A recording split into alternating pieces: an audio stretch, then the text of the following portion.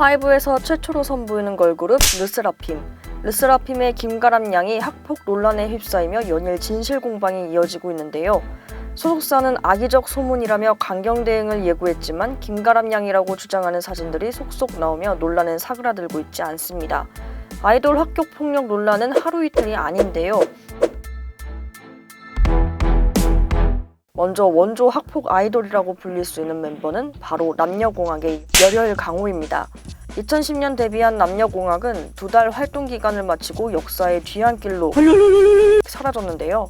이후 열혈강호는 차주역으로 이름을 바꾸고 연기자 변신을 시도했으나 여론의 문매를 받고 캐나다로 떠났고 이때부터 막장 행보를 보입니다. 바로 캐나다로 마약을 밀반출하다가 경찰에 적발돼 검찰에 송치되는 등 연예 뉴스가 아닌 사회 뉴스에 출몰하기 시작한 것인데요. 결국 징역형을 선고받아 법정 구속된 그는 출소한 지 채 한 달도 되지 않아 또다시 마약에 손을 대 수감되고 말았습니다.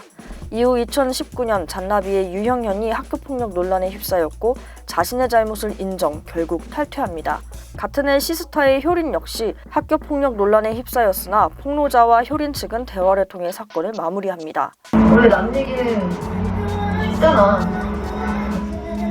블락비 박경 역시 같은 해 학교폭력 논란에 휩싸이는데요.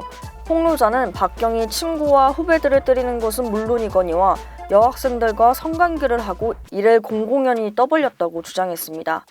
박경은 이에 철없던 사춘기를 너무나 후회하고 있다는 글을 올렸고 입대했는데요. 이달 말 제대를 앞두고 있지만 연예계 복귀는 어려워 보입니다. 아이돌 학폭이 가장 이슈가 됐던 해는 바로 지난해인데요. 이 중 스트레이키즈의 현진은 가해를 인정하고 사과한 경우입니다. 폭로자는 현진이 이유 모를 폭력을 휘둘렀다고 주장했는데요. 논란 이후 현진은 자필 사과문을 게재했습니다.